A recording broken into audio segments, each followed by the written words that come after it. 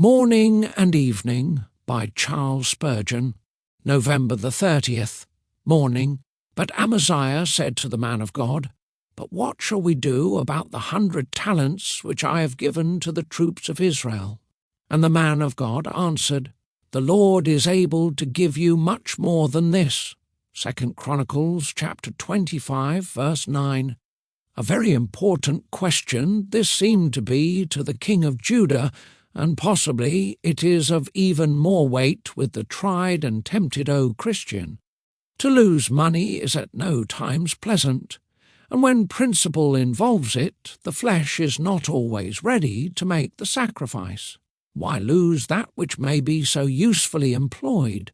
May not the truth itself be bought too dear?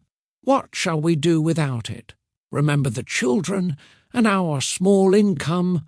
All these things and 1,000 more would tempt the Christian to put forth his hand to unrighteous gain, or stay himself from carrying out his conscientious convictions when they involve serious loss.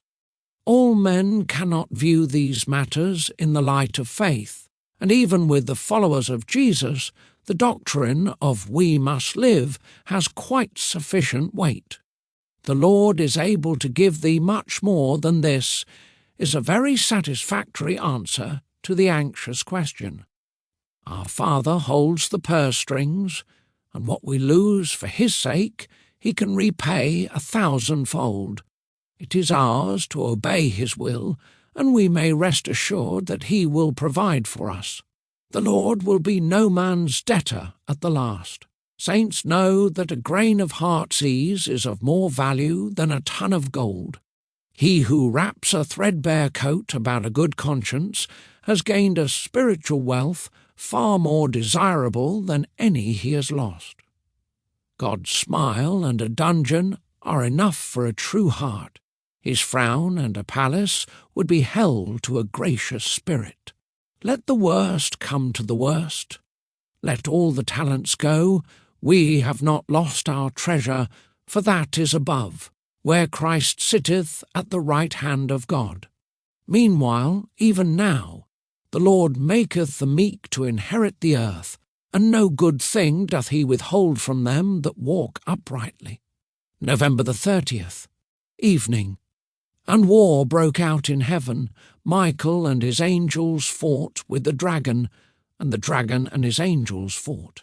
Revelation chapter 12, verse 7.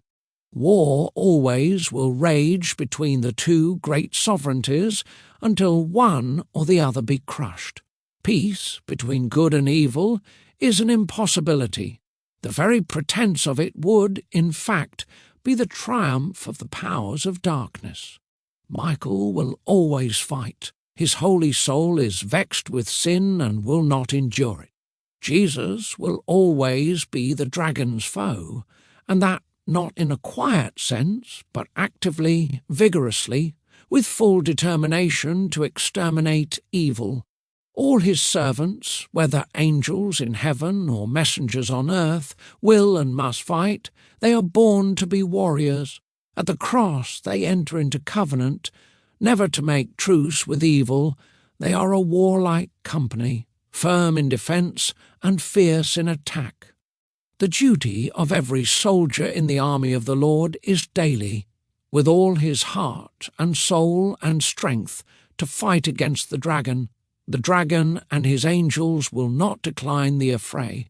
They are incessant in their onslaughts, sparing no weapon, fair or foul. We are foolish to expect to serve God without opposition. The more zealous we are, the more sure are we to be assailed by the myrmidons of hell. The Church may become slothful, but not so her great antagonist. His restless spirit never suffers the war to pause. He hates the woman's seed and would fain devour the Church if he could. The servants of Satan partake much of the old dragon's energy and are usually an active race. War rages all round, and to dream of peace is dangerous and futile. Glory be to God! We know the end of the war. The great dragon shall be cast out and forever destroyed. while Jesus and they who are with him shall receive the crown. Let us sharpen our swords tonight and pray the Holy Spirit to nerve our arms for the conflict. Never battle so important, never crown so glorious, every man to his post, ye warriors of the cross, and may the Lord tread Satan under your feet shortly. May your heart rest today in the grace and nearness of Jesus Christ.